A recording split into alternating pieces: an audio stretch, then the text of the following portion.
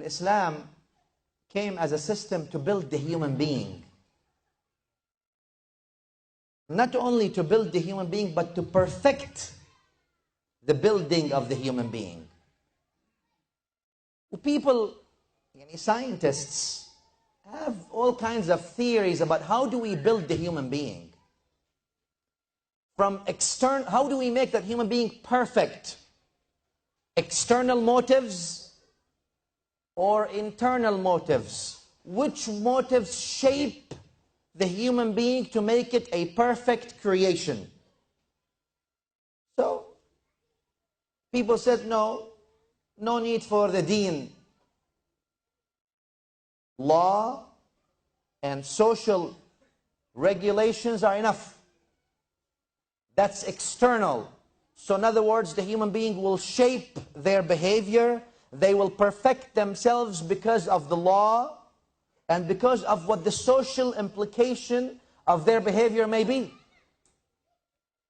And therefore, we have seen a rapid advancement in technology and science, as you all know, in the past years. In fact, what we have of technology and science today cannot even be compared to what we had 20 years ago. It was inconceivable 20 or 100 years ago to have what we have today of technology and science. But mind you, along with that very rapid advancement in science and technology, that has not always correlated with an advancement in spirituality.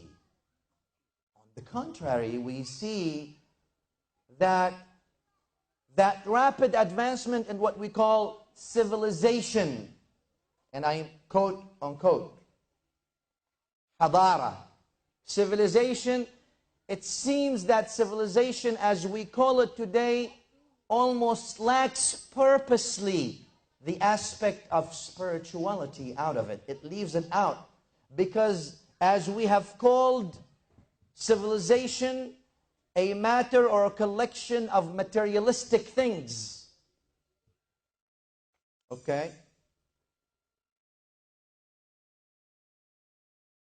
Therefore, people judge things based on the logic and the reason. Oh, this is not right, this is right. Should not do that, you should do that.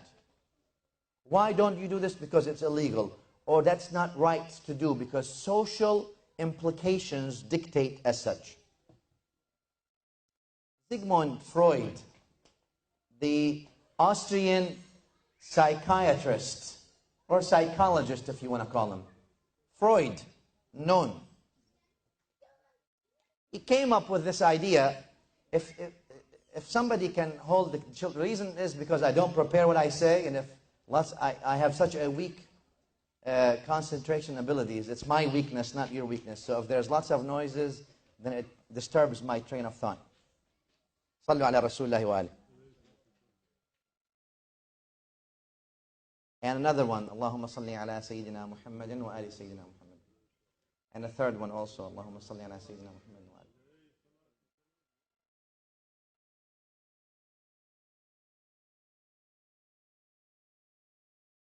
Freud, for example, in order to try to understand how do we build the human being, he said, well, the human being, in the intellect of the human being, there are three sides. There's the id, the ego, and the superego. The id is the pleasure principle. What does that mean? I want. Al-Islam wants to educate us. Al-Islam put desire within the self. We all have desires. And Al-Islam wants you to fulfill your desire, but in the right way. But the self wants to always get that desire satisfied regardless of the way. That's what the id does. The id is based on the pleasure principle. I am not affirming the division of Freud. I'm just giving an example, okay? Not affirming or denying. Let's put it this way. The id wants you to collect money. Yourself wants you to collect money. Halal, haram, it doesn't make any difference. I want more money in my bank account. Get me more money now.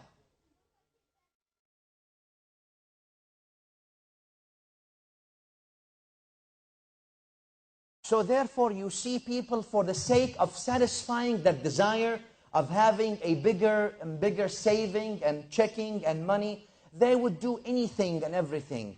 they would collect from here, from there. If they would have to cheat people, they would, to get more money. If they have to lie to people, they would, to get more money.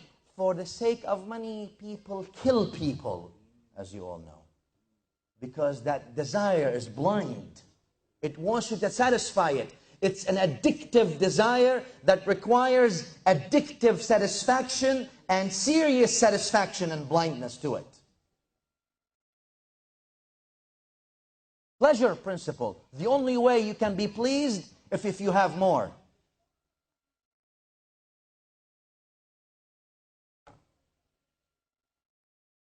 The ego, according to Freud, is the reality principle, which means what? It's the part of your brain that says, okay, you know what, you want to collect money, that's fine with me, I have no problem. But listen, if you steal, you might go to jail. So you figure out, you balance out your sheets. You want to steal, but make sure you don't get caught. Because if you do get caught, you'll go to jail. The superego is the morality principle, is the perfection. Is the one that tells you, you know what, stealing and collecting money just for the sake of collecting money from right and left and wrong and haram and halal, that is not a good thing. Cheating people for the sake of looking that you're good or making yourself, for the sake of your building your personality and all these things, that's not good. Stepping over people's emotions and principles for the sake of satisfying what you think is right, that is not good. The superego is the one that builds these things in you, and it is contrary to the id. But people often have been able to ignore the superego aside. Al-Islam wants you to, if I may use this metaphorically, to make sure that the superego is ignited within you.